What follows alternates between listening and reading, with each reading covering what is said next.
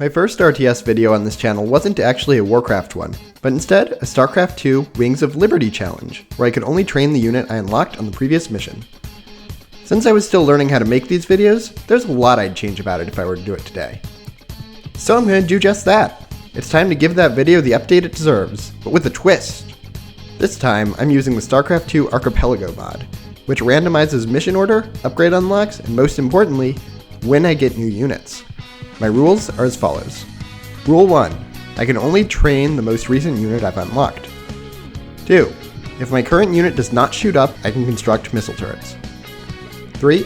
If my current unit does not attack, I can construct all unlocked static defense. 4. Starting units and rescuable units are allowed. 5. Mercenaries are banned. 6. Game is on brutal difficulty. Aside from randomizing the game, the Archipelago mod does make a few changes to the campaign.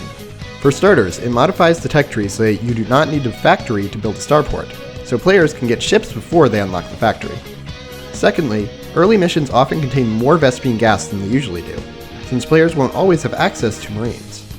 Third, this mod allows you to double up on exclusive researches that you wouldn't ordinarily be able to get in the base campaign, giving pretty massive advantages in later levels. However, with one unit and no way to plan out when I get each unit, I'm not sure if this is going to be possible. Let's try it.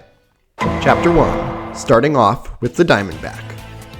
The randomizer starts me off with Smash and Grab. Instead of getting access to upgrades in between levels, this mod gives units and upgrades whenever I complete any main or bonus objectives. I enabled a setting that will always give me access to an early unit, so I quickly head to the first Protoss relic, unlocking the Diamondback. Honestly, that's not terrible. My starting units can hold off the first few attack waves while I construct my factories. Then I start massing up Diamondbacks. Unfortunately, there's one big problem.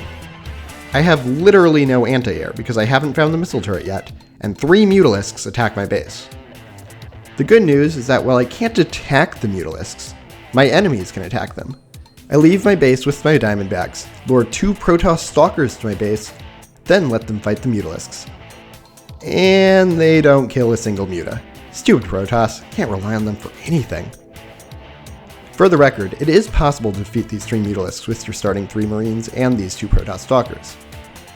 I actually did 2 runs of this challenge, and on my first run, I had to kill them this way because I only had Marauders at the time, which actually gave me the time to win with no anti-air. This run had its moments, but I'm not showcasing it because I thought it would be fun to enable non-campaign upgrades, and the later missions just got stupid as a result.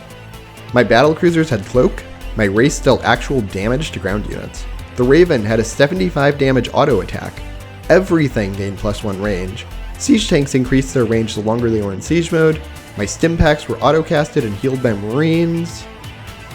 Yeah. Allowing the custom upgrades is fun, but it was stupidly broken, and the game just wasn't balanced for it. So that's why I'm only using campaign upgrades now. Back to our run, these Mutalisks start trashing my base, and I leave with everything I have. I know I don't have enough to win, but my goal is to collect every Protoss relic on the map to get as many upgrades as possible. The second relic gives me the Orbital Command, which is excellent this early in the game. Then I get a useless Firebat upgrade and +15 starting gas. There's only one more relic on the map, and my army dies trying to get it, but I have one more shot at it. By floating my command center around the Protoss base, I unload an SCV at the 4th relic and unlock my holy grail, the missile turret. One interesting quirk about the Archipelago mod is that bonus objectives stay captured even if you don't beat the mission, which I can use to my advantage.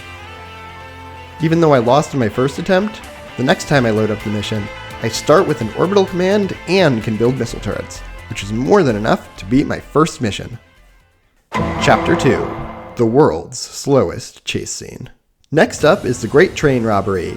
That's awesome, I get Diamondbacks on the Diamondback level, so this should be... Oh.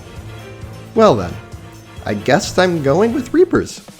Well, this is definitely a downgrade, but at least they're fast and keep up with the trains. Well, I guess I'm going Battlecruisers. If you're wondering why I'm using starting units, this mission is why. Battlecruisers take a long time to build, and when I tried this mission without commanding my starting units, I barely got out my first cruiser by the time the second train passed.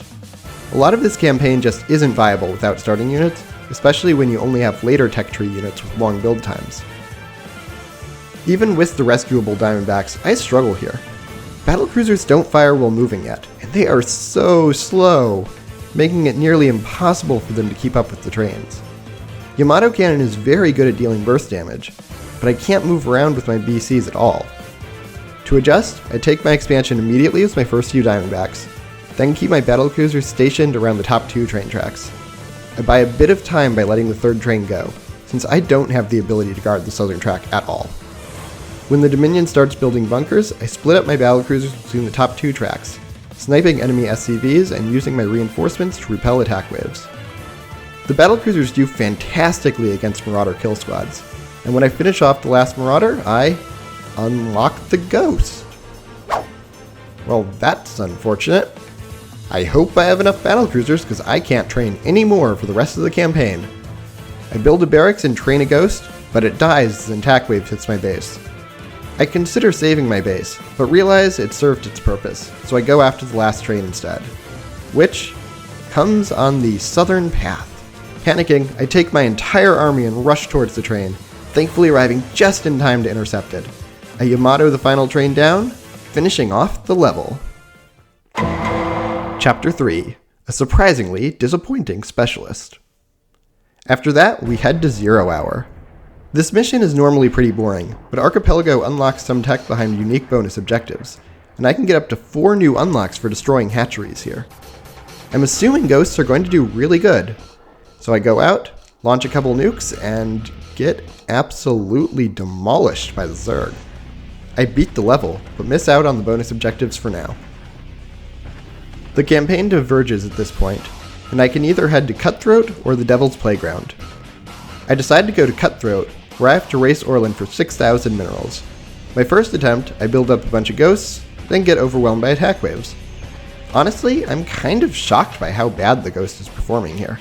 I thought they'd be pretty good, but they're expensive, frail, and kinda weak. My next attempt, I don't train any units at all, just using mules and my starting units to collect scrap, easily reaching 6,000 minerals this time before attacks overwhelm me. Once I have Mira's base, I train up a bunch of ghosts, gift Orland a few presents, and blow up his planetary fortress.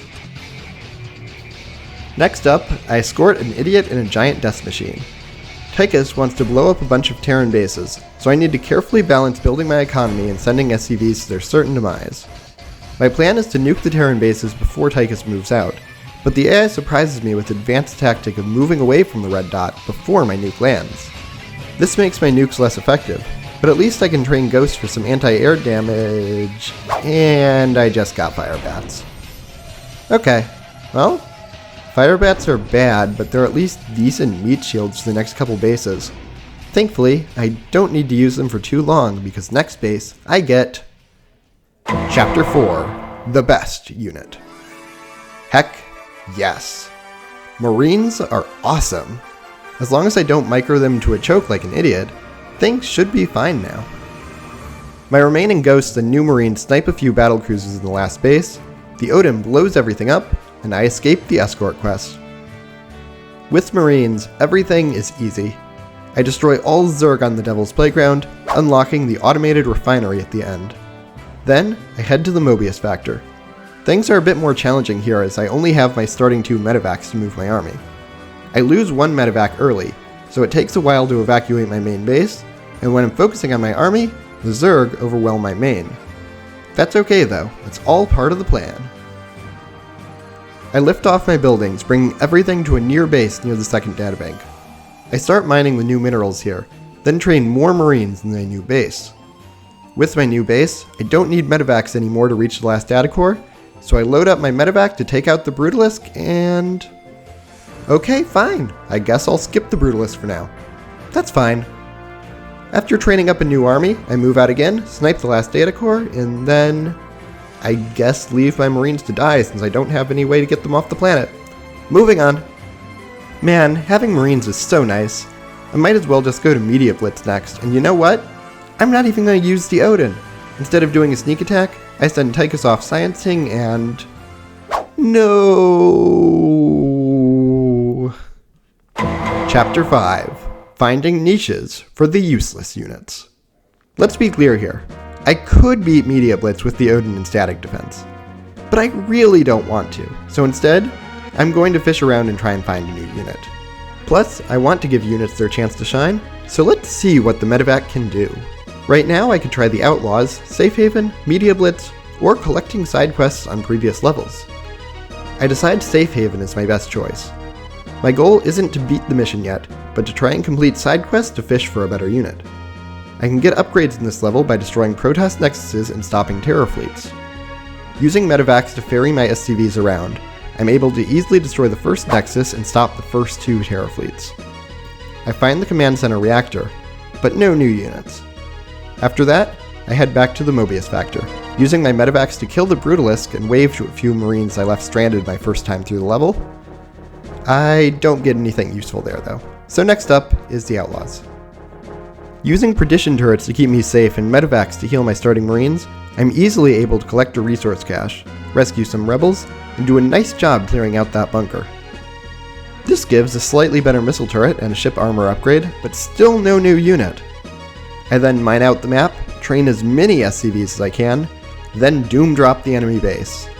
As I land, I try to build a few Perdition turrets and I actually get a couple up, but I just don't have the damage to break through. My SCVs and medevacs get gunned down, and I can't beat this game's tutorial. I then go back to Safe Haven. It takes a bit of micro and a lot of repairs to destroy the second Nexus with my starting Vikings, but I do it and blah.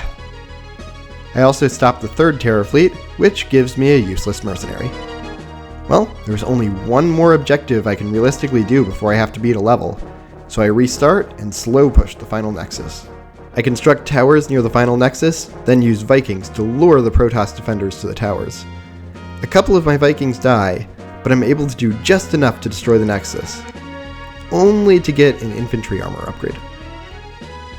Well, if I can do each quest separately on this level, I guess now it's time to put it all together. I restart New Haven, using my medevacs to quickly transport my SCVs to each base, giving my Vikings tower and repair support. With some good micro, I destroy each Nexus. By the time I destroy the third Nexus, I've run out of minerals, but I quickly expand to the Protoss base, then ambush the Purifier with some missile turrets. Mission accomplished, and my reward is the Science Vessel. Beating this level did unlock the Evacuation, which I think might be a good fit for the Science Vessel, since it could repair the convoy and irradiate enemy Zerg. However, I don't get a chance to put this theory to the test, as I immediately unlock the Thor before even getting a base. Chapter 6. Thor is here! After losing the first convoy in an embarrassing fashion, I decide to leave the Evacuation without completing it, then go back to Media Blitz. I'm determined to do Media Blitz while treating the Odin as an ally, and these Thors are my ticket to do this. So, it turns out Thors are a good unit on the Thor mission. The light unit base falls super easily to my Thors, and the air base puts up surprisingly little resistance. The heavy ground base, though, is a bit tougher. Theoretically, the Thor's Immortality Protocol is a great ability, allowing me to rebuild my Thors during battles. However, this also causes defeated Thors to leave behind an immovable object upon their death, preventing my other Thors from moving forward. My Thors give the enemy siege tanks the perfect wall to hide behind, and my entire maxed out army is wiped out. Still, there's a ton of money on this map, and I'm able to rebuild just enough to take out the last factories. After that, I take out every broadcast tower and beat the level, with the Odin just being an ally. Honestly, I probably didn't even need the Odin at all here, but I do get an upgrade for keeping it alive, so I didn't want to kill it. With Media Blitz defeated, I head back to the Evacuation. I lose 2 colonists early on, so I don't get the upgrade for beating it flawlessly, but I pretty easily beat the level. Thors are just really strong, and by stationing them all along the Evacuation route, the Zerg don't get even close to touching the later convoys. While I'm at it, I also completely crush the Outlaws with my giant mechs, easily get through Gates of Hell while rescuing every drop pod, then head to Welcome to the Jungle. I'm actually a little concerned here for multiple reasons. This level is normally a pretty challenging one, as it has me racing the Protoss to collect 7 canisters of Terrazine. The Protoss use a lot of air units on this map, and on paper, Thors aren't meant to have great anti-air attacks. This map also usually involves a lot of moving around relatively quickly to deny the Protoss the ability to seal off Terrazine canisters, and Thors are incredibly slow and clunky.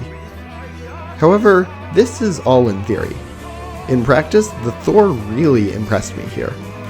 The Thor's stats are just enough that I could split up my army and guard the entire map at once, easily sniping down Protoss attack waves as soon as they leave their base. I get to a position where I could pretty easily take 7 Terrazine canisters.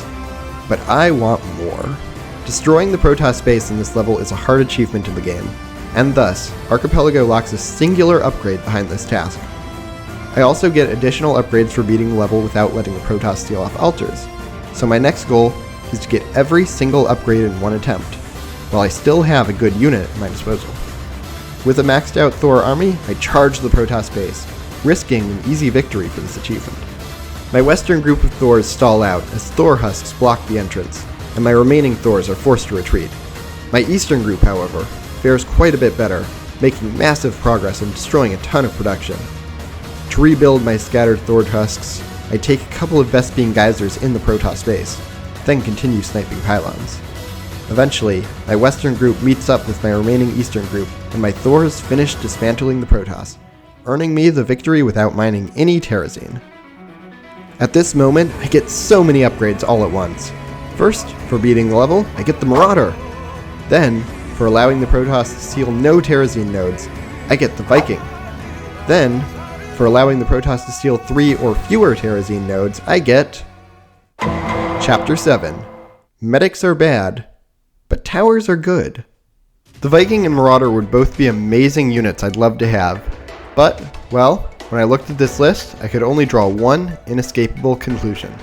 The unit at the bottom is the medic. I'm now stuck with a completely useless unit that can't deal damage. At least my rules allow me to construct static defense when I'm stuck with damageless units, so I head to Outbreak next, where I think Perdition turrets could really shine. This is a zombie apocalypse map, so during the nighttime I build fortifications near my base. Then during the daytime I use my starting units and forward turrets to clear out enemy structures. I spend a lot of minerals on base defenses, and clearing out buildings is extremely slow, but I do make progress. As I progress through the level, I unlock some really nice upgrades, including orbital depots, a side disruptor, and the planetary fortress, which I use immediately to help fend off the zombies.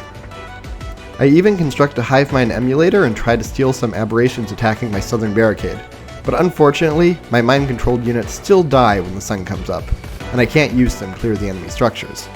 By the 5th night, I'm running super low on minerals and I'm struggling to keep my main base alive. My clearing squad just can't destroy enemy structures very quickly, and infested marines are picking off my towers one by one. On the 6th night, the infested overwhelm my main, and I build a desperate fortress up north with turrets, planetary fortresses, side disruptors, and what remains of my army. I hold off the infested, but I'm running out of repair money. By the end of the 6th day, only 9 enemy structures remain, but these structures are pumping out ridiculous amounts of infested, and I'm out of repair money. I desperately try and hold on as the infested slowly chip down my structures. After a very long night, I'm alive, and I try to rush down the remaining structures on the map while expanding to the southern mineral patch. I kill 8 more structures during the 8th day, but 1 more survives.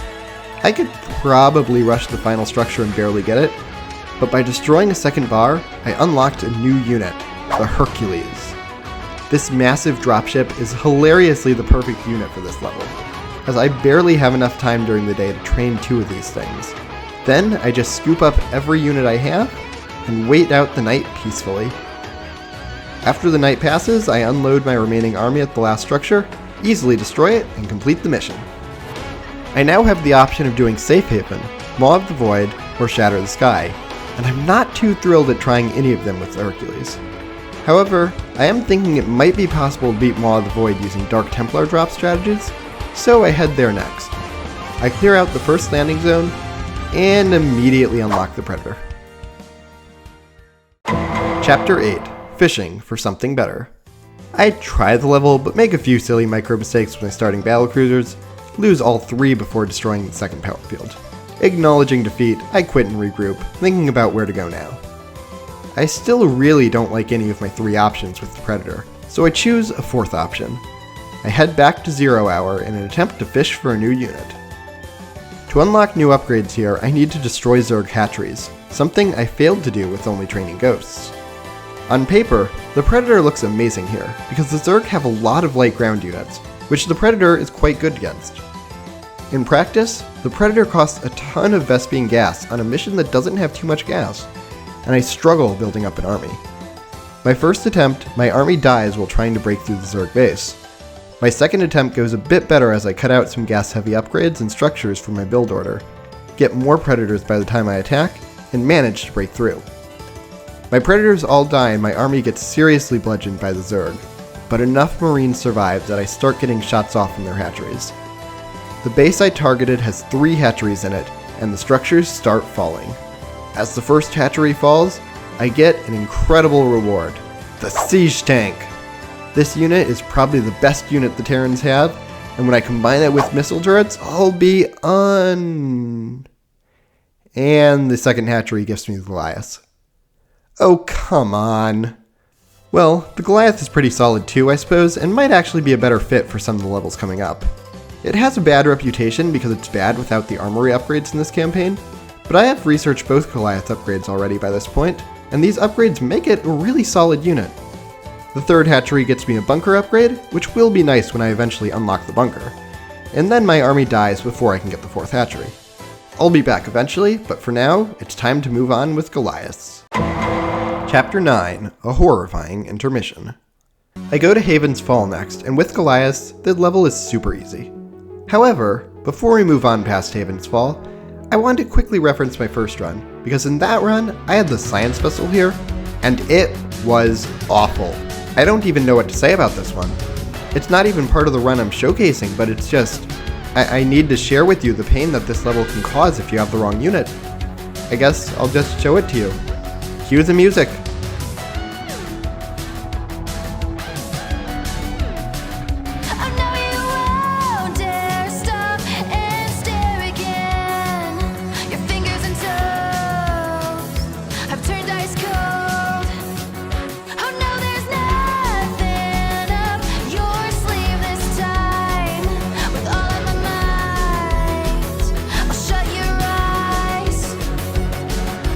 You can climb.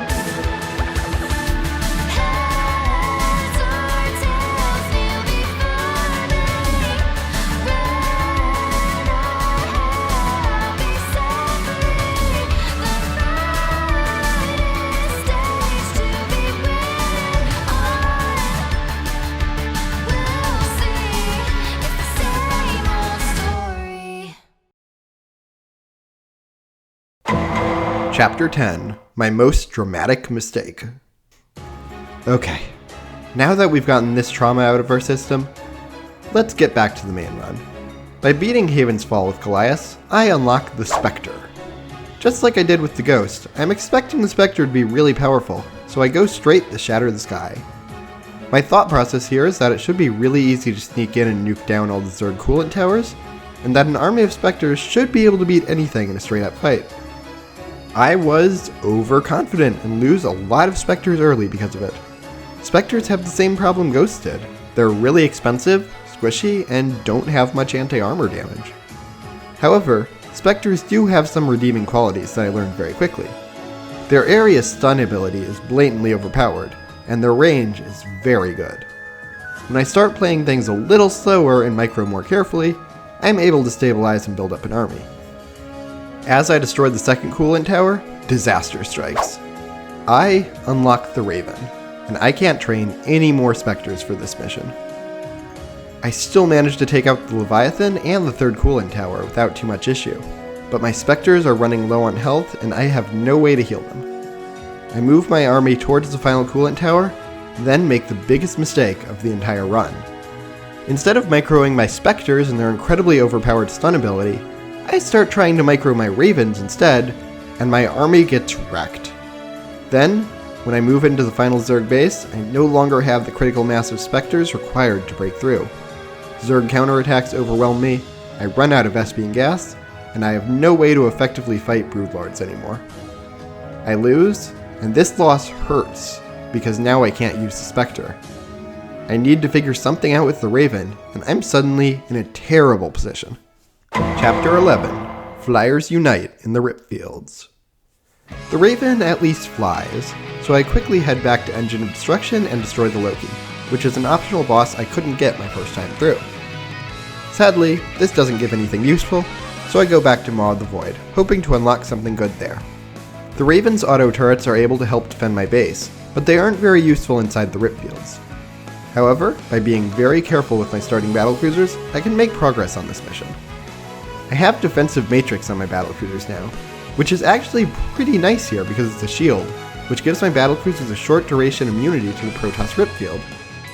I get some nice stuff here, including faster SCV repairs and some armor upgrades. But the true prize comes when I destroy the Southeast Ripfield generator. I unlock the Banshee, which is exactly what I need. Banshees are frail and can't last very long in the rip zones, but they're also fast, deal high damage, and can cloak. I've had regenerative biosteel for a while, so they can slowly heal even if I run out of repair money, which means I have a shot. My strategy is to dive in, destroy a couple key targets, then escape before they take too much damage. In between attack runs, my earlier Ravens and starting battlecruisers help defend against the Protoss carriers. With this strategy, I finally unlock the bunker from the Southwest generator, then get a vehicle weapons upgrade from the Northwest generator. All I have left to do is kill the main objective, the Western generator, and the Protoss mothership. I slow push my way to the edge of the final Ripfield, then make a few attempts to destroy the mothership. This goes quite poorly, as I can really only hurt it with Seeker Missile and Yamato Cannon, and the mothership has just so much health. After a while, I give up on trying to kill the mothership and just go for the artifact. I send in my Banshees, try to click on the artifact, misclick, then run away in terror as I'm wondering whether I need to destroy the mothership to make it vulnerable. After double checking and realizing that the artifact does in fact have a hitbox, I try again. My Banshees blow up the artifact, and I finish the level, but with a couple of optional objectives still remaining. Chapter 12, the part where everything dies. As I beat the level, I unlock the Vulture, which, well, honestly it's a downgrade. The mines are good, but I'd really like something that could hit air units right now. I head back to evacuation and beat it flawlessly, putting so many mines on the road that the Zerg convict me of a war crime. This gives me advanced construction, which is really nice, but it's not what I'm looking for. I also go to 0 hour and attempt to destroy 4 hatcheries, which goes pretty well. Unfortunately, this only gives me plus 15 starting Vespian gas, so I guess I'm stuck with the Vulture for a bit. Because of the way the campaign works, I can't access the final 3 missions before I beat Shatter the Sky, which is another reason losing with Spectres hurt so much there. I have no idea how I'm going to beat Broodlords with just Vultures and Missile Turrets, but I gotta try. Advanced Construction actually helps out a ton here, since it allows me to build missile turrets directly underneath enemy Broodlords. My starting battlecruiser also comes in clutch, as it gives Yamato support defensively.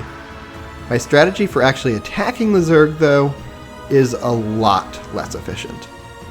My only hope here is that my Vultures can rush in, take out the coolant towers, and get out before they're slaughtered by Zerg flyers. To do that, I need a lot of Vultures. Instead of taking out the anti-air or anti-ground base first, I go for the most fortified base on the southwest of the map. These guys are spamming Broodlords, which are super annoying to deal with, and I want them gone ASAP.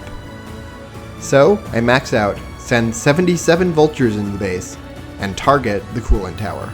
My Vultures get slaughtered as they enter the base, and my supply plummets.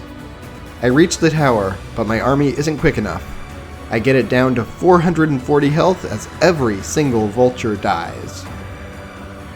The good news is that Vultures are cheap, and there is a lot of money on this map. So, I do the only thing I can do. I remax and go again. 83 more Vultures enter the base, none return, and they barely succeed in their task. I destroy the coolant tower, and the biggest Zerg base on the map blows up. At this point, I've mined out the map, and I have another problem. The Zerg Leviathan has spawned. I'm very glad I killed this with Spectres earlier, because I do not have a way to kill it now. I'm terrified it's going to continuously intercept my units and kill my mines, but then it just kinda glitches out. My mines and turrets really confuse it, so instead of roaming the map, it kinda just freezes in place, and I don't question things. I quickly max out again with 83 Vultures, with about 4,000 minerals in the bank. I target the anti-air base next, which is much weaker than the previous base. 45 Vultures manage to get out alive, and only the anti-ground base remains. Spending the rest of my money, I get back up to a maxed out army, then head in with everything. My SCVs, my heroic starting battlecruiser, and my Vultures make their way through the final base and dive the last coolant tower, blowing up the rest of the Zerg. I'm victorious and only have 3 more missions left. Chapter 13, Cheesing and Failing. My next mission is Supernova, where I need to steal another artifact from the Protoss. This is good and bad for the Vulture. The good news is that Protoss use a lot of ground units in this mission, which is good since Vultures can't hit air.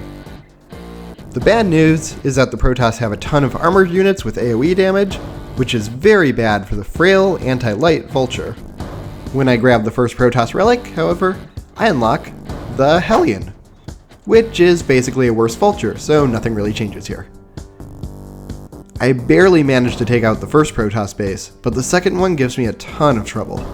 I don't have a good way to deal with their warp prisms, so the Protoss keep on warping in reinforcements, which destroys most of my army.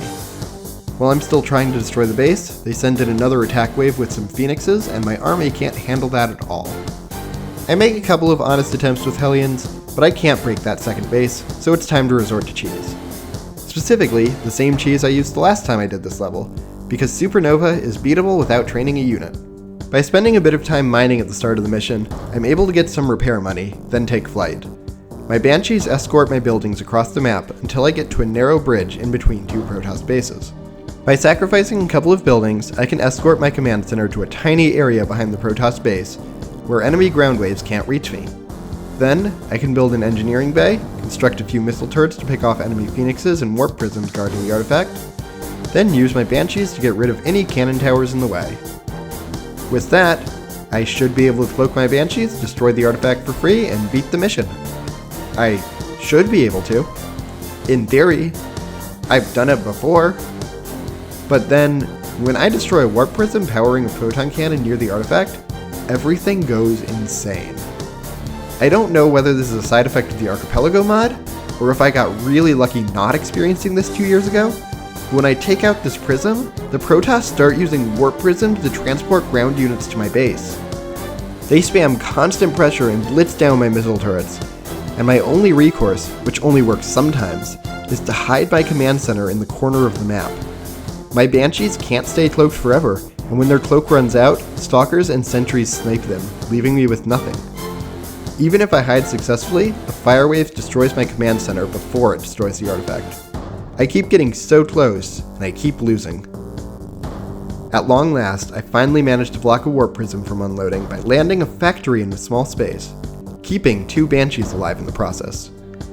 When the fire wave destroys all the Protoss, I send my banshees in, weakening the artifact before my banshees die to the fire. The race is tight, as my command center is nowhere to run and is burning down, but the artifact burns down first. Finally, the artifact is destroyed and... I lost? That doesn't count? Are you kidding me? I mean, I guess it makes sense, but come on. An hour later, I get 4 banshees through, ignore the Protoss warp prisms until most of the Protoss space has been torched, then blow up the artifact before the fire wave reaches me. The cheese still worked, but that took way too long. Chapter 14. My last unit is an awful one. The last level before All In is the Dig, which is a defense mission against constant Protoss attacks. To help me stay alive, I get access to a powerful laser drill, which destroys everything I target with it. The Hellion is not particularly useful here, so my first time through, I go searching for bonus objectives, hoping to get a new unit. Unfortunately, the only unit left is the Wraith, which I get for finding a Protoss relic. I also finally get fire suppression systems, which is fantastic, but it's not enough to beat the level, and I lose. At this point, I should have pretty much every upgrade, but there are ironically 2 very important upgrades I don't have that would be incredibly useful on this level. I only have 3 more upgrades remaining, and 2 of them are upgrades for the siege tank. I start with 2 siege tanks on the Dig, and having these upgrades would be incredibly nice here, so I head back to Maw the Void. The Wraith is super frail, so it's terrible at entering the rip field, but it does do a surprisingly good job defending my base. My starting BCs and Dark Templars target rip fields. I reach the mothership without too much issue, and my race completely demolished the ship. For this, I get a Banshee upgrade. So my literal last 2 upgrades of the run are both overpowered siege tank upgrades. My goal now isn't to beat the mission, but to destroy the final rip field. I play cautiously for a bit, diving in to destroy a pylon, then retreating. After a while, I lose a battlecruiser, get frustrated, and just rush the final generator. My race dive bomb it and die, but my remaining 2 battlecruisers Yamato it down. I run out of money and can't finish the mission, but that doesn't matter. I've gotten the final upgrade of the level, getting the Shape Blast, reducing my siege tank splash damage by 75%. Literally, the only thing I can do now is beat the Dig. I have Race, which are pretty terrible, but they'll have to do. I don't think I'm going to be able to hold off the later Protoss attack waves with my army, but I do have another strategy here. For defense, I construct a massive set of walls surrounding my siege tanks, then use Race to deal with the airwaves. Then, I build up a whole bunch of orbital commands and constantly scan the Protoss space, and use the laser drill to vaporize every enemy probe and nexus. When that's done, I target every pylon in an attempt to depower the enemy bases. Eventually, the attack waves start slowing down as the Protoss production goes offline. When I run out of pylons to destroy, I continue scanning and hit high-value targets, defeating the Protoss 1 unit at a time. When their army is defeated, I send in my Race to see if their tickle beams can destroy the rest of the Protoss base before my laser bill can reach the artifact. To my surprise, the Race actually win this race with plenty of time to spare. I complete the Dig, get my final siege tank upgrade, and reach All In. When I was setting up this campaign, I specifically chose to play the ground version of All In. I did the air version in my previous challenge, and also did it in my first playthrough of this challenge. However, the game didn't listen, and when I loaded up the mission, I found myself on the air version instead. Well, I guess that's good for the Wraith. Maybe this is a stroke of luck and I can beat it? Yeah, no. I can't. I make a good attempt, kill the Leviathan, and get to 84%, but there's just too much Zerg. Maybe with Perdition turrets and planetary fortresses I'd be fine, but since the Wraith can technically attack both ground and air, that's not allowed in my rules. Chapter 15. The the fun ending. However, you know what? This is my challenge run, and I decide my rules. Screw the Wraith. All In is a super annoying level to deal with in challenge runs, because it's just so well designed. It's so much harder than every other level in the campaign, and I'm going to need more forces to beat it. So, for this level, I'm going to bring back every unit that I didn't get a chance to use with the campaign, and let them loose right here. I'm using Marauders, Siege Tanks, Vikings, and Science Vessels, and if you think that's a bit unfair, well, it's my run and I can do what I want. This is my reward for skipping over these units in the playthrough, and I think it's pretty fitting here. This rule absolutely was made up on the spot, and wasn't part of the plan, but I kinda like it. It feels fitting for this type of challenge. With my new armada of units and every possible upgrade from the campaign researched, I now have nobody to blame but myself if I lose. I start by salvaging my bunkers and building up a line on both sides. I cover my bunkers with wall of supply depots, fill up those bunkers with Marauders, and get 4 siege tanks on both sides. I prioritize upgrades, get a couple extra command centers for tanking and extra SCVs, then get a huge fleet of Vikings. I try to leave a few Vikings on the left side and right side of the artifact, a few next to the artifact, and a few protecting my mineral line. I keep the rest of my Vikings in a roaming fleet to provide support to whichever side is under attack, patrolling around the artifact when I'm not microing them.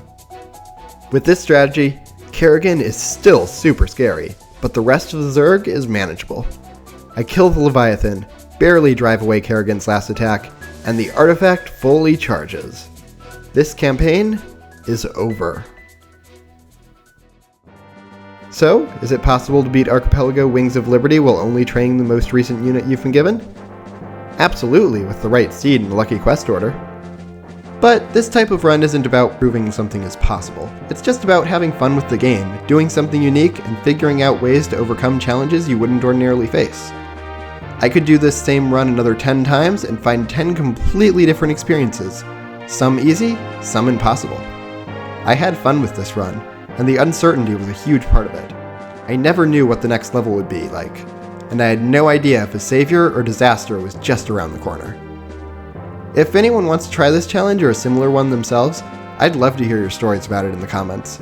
I could see so many different levels being really easy or really hard depending on what's been offered. You could also change the settings or the rules slightly and have completely different strategies as a result. And, in the end, that's what challenge runs are all about. They're about enjoying games you love in a new way, and about exploring the hidden depths of a game that you might not otherwise experience. That's why I find them beautiful, because with a bit of creativity, there's always a way to prevent games you love from going stale. I hope everyone enjoyed this run as much as I did, and I'll see you all next time.